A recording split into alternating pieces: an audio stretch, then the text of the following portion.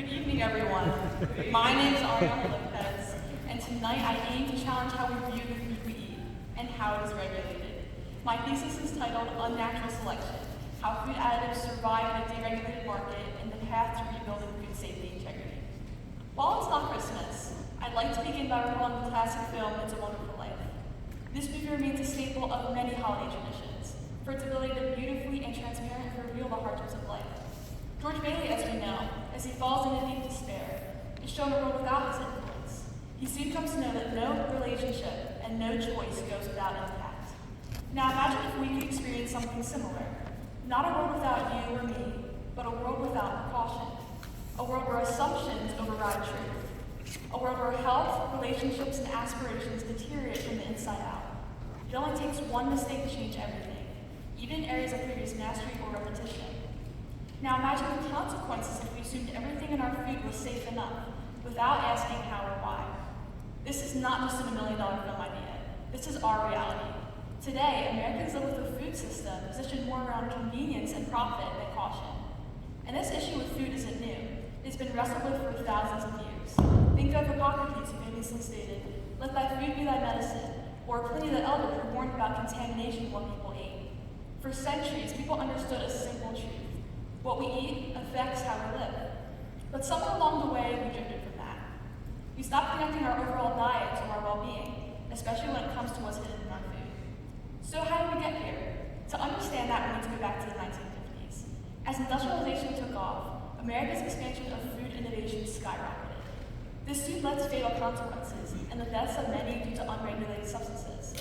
The FDA labels one of the most tragic examples of failed substance regulation with the haunting phrase, "Taste of raspberries, taste of death."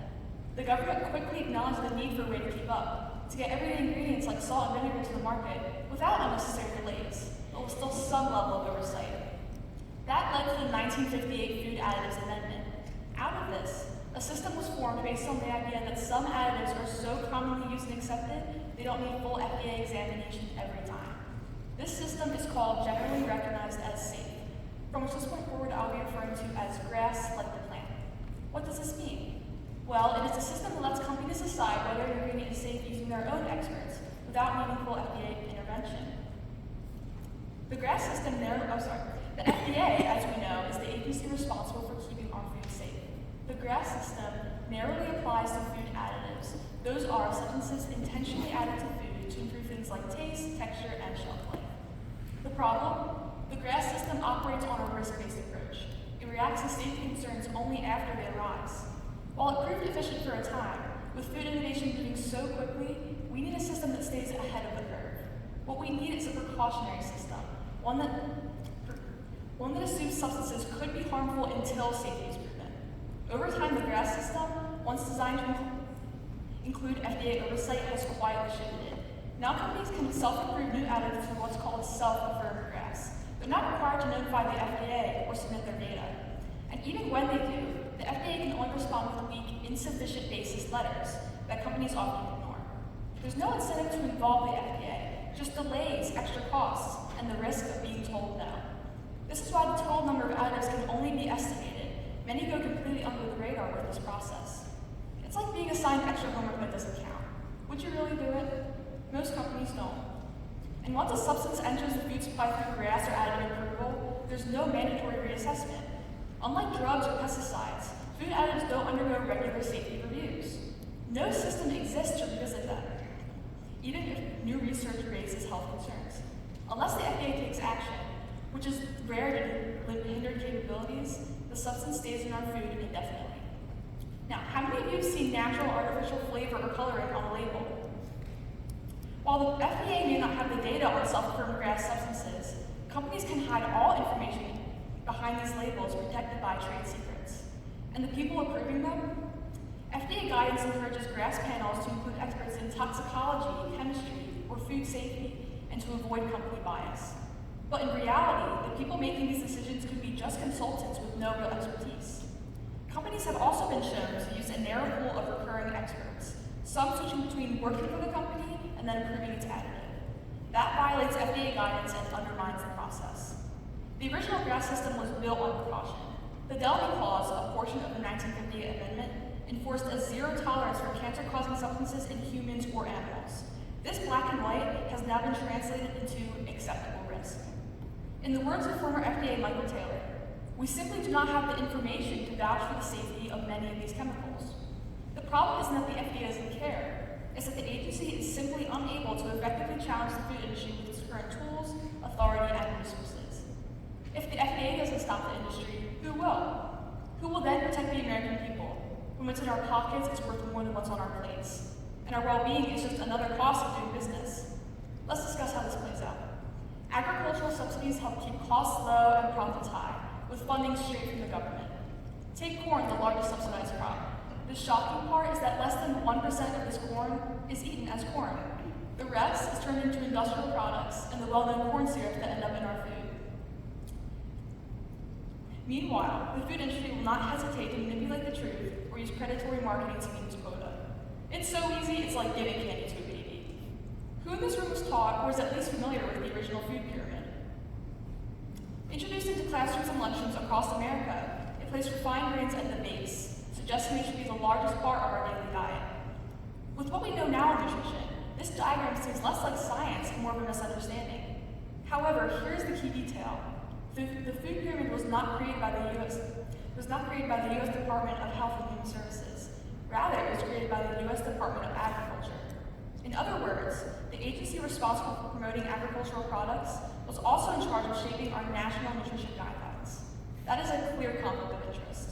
It meant government-subsidized crops like wheat and corn weren't just being grown in excess, they were being marketed to us as the foundation of a healthy diet. This brings me to a term that might help make sense of it: crony corporatism. It happens when powerful companies use political connections to shape laws and regulations in their favor.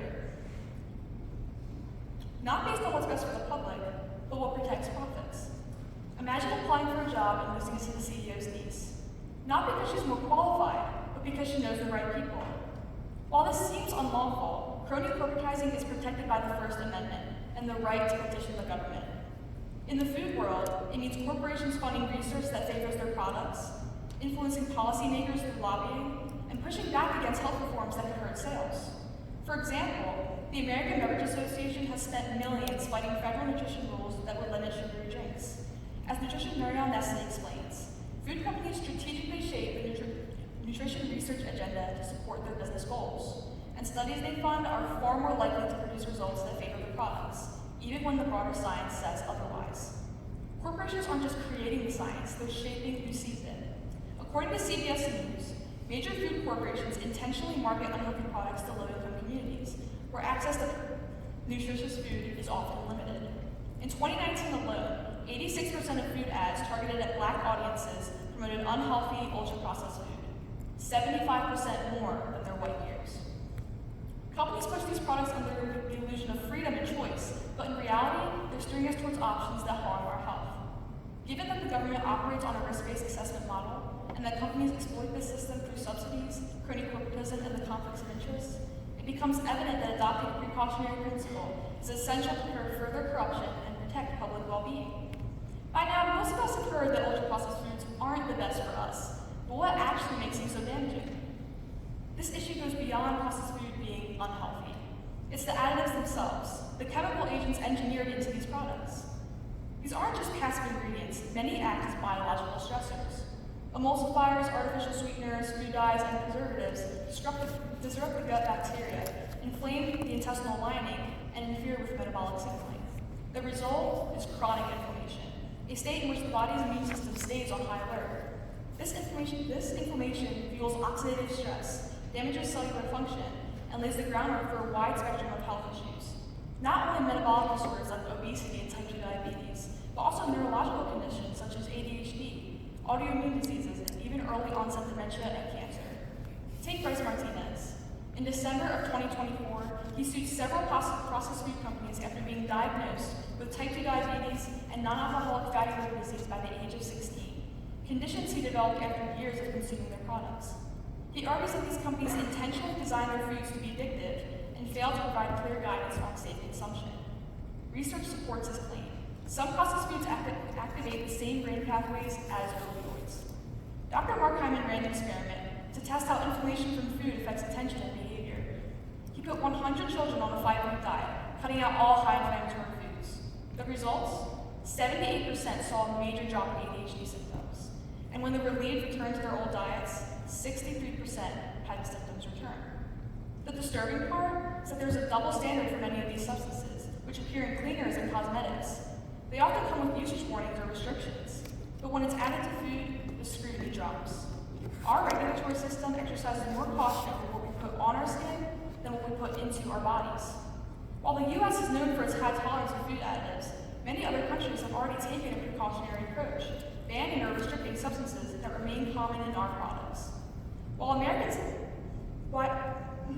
Cultural differences may explain part of this, but the question remains. Why are Americans expected to tolerate higher levels of risk when safer alternatives already exist and have been embraced elsewhere? Now, some view RFK Jr.'s involvement in FDA reform as political posturing. Lest it be enacted, it would directly contradict the deregulatory agenda of the Trump administration. But his call is not for more control. It's for stronger oversight that protects the public over corporate profit. Both sides should recognize this is not a partisan issue. True freedom means informed choice. Some argue that stricter food additive regulation implies a zero-risk mindset, and if we apply that standard across the board, we have to ban things like alcohol and pesticides, stripping away personal choice. Even water, the backbone of life, can be life-threatening in excess. So no, the goal isn't to eliminate all risk. It's to ensure the risks we take are known, studied, and transparently communicated. That's the foundation of true choice and real freedom. Yet, under the current graph system, we often don't know what's truly safe and what's not. Without that knowledge, real choice does not exist. The choices we make in food regulation are not just about science and policy, they're about the lives of every individual. As Christians, we're called to be stewards of our bodies as temples of the Holy Spirit, as Paul reminds us in 1 Corinthians. Psalm 118 proclaims, "This is the day that the Lord has made. Let us rejoice and be glad in it." But how can we truly rejoice if what we're eating, without our knowledge or consent, is silently undermining our health? How can we glorify Him when our minds are fogged, our energy depleted, and our bodies operating at half capacity? By shifting from a risk-based system to a precautionary approach, we don't just reform policy, we honor the sanctity of life. We ensure that every regulation reflects the God-given value of the human body and the sacredness of human flourishing.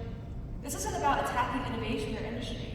It's about defending what matters most, the people these systems are meant to serve. Just as George Bailey cries in desperation, "I want to live again." Let us choose to live fully, not merely to survive, but to thrive in God's abundant blessings, because it truly is a wonderful life. Thank you.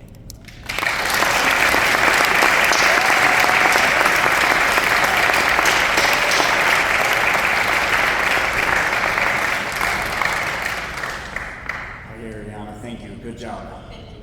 My question for you is not about the final conclusions of the thesis project. I'm asking you to go backwards in the process. Go back a couple months when you started researching.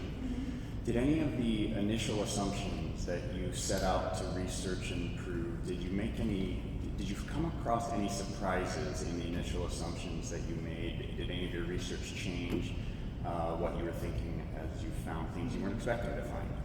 Yeah, that's a great question. So I've been passionate about this topic for a long time, and I feel like I have been working in reverse. So while some people pick a topic and they see where it takes them, I was kind of arguing at my conclusion, but seeing how we got there. So I have been constantly wrestling with puzzle pieces and saying, that doesn't quite work, or that doesn't fit right, until I finally found arguments that supported how we came to be where we are today in our food system. And I think that's how I went on my journey. Thanks. Absolutely. Let's talk a little bit about fixes. Do you lean more towards the kind of federal regulation fixes, or more towards personal fixes for the problems that you presented? It requires both. For the sake of this thesis, it is focusing on federal fixes. However, that doesn't undermine from the necessity for personal fixes. Accountability is a major goal. However, when federally it is not sound, that disrupts the capability for people to have personal fixes if they aren't doing their job. Are there examples of other people that might be doing this better than the US? Absolutely. The European Union. And what are they doing that's different? Yes. They have, I'm sorry. I adopted the precautionary principle from the European Union as I looked into how they regulate their substances, and I saw that they label it precautionary principle as they view everything as guilty until it is proven safe, rather than opposite, as it is safe until extreme health risks arise. So they do it in reverse. As you're researching the changes or what it should be to switch over to this other system, strengthening the FDA, did you come across any research about what that's going to cost? Not necessarily. I have no idea how much that would cost. Yeah. Yes, obviously you mentioned in the presentation that there's a level of corruption and greed and, pharmaceutical oil is involved. And why do you think that UK was ahead of it? And what's the trend for America to now have like the alert, wake up, like we're doing this wrong? So why is America behind, and why is it now urgent when it wasn't necessarily before? I honestly think capitalism has a big deal with it. Just everyone competing to market their products and to win over people. It just got aggressive when, I don't know exactly how the culture is elsewhere, but that definitely is how it reflects in America. But I'm sorry. The urgency now, it's I think according to the studies, just things have been brought up and attention has been reflected on different health risks that have just been emerging just from them being around more. So the longer they have been around, the more information they can gather. So even if something has been around, I think there is just more data than we had previously, and it's just coming to the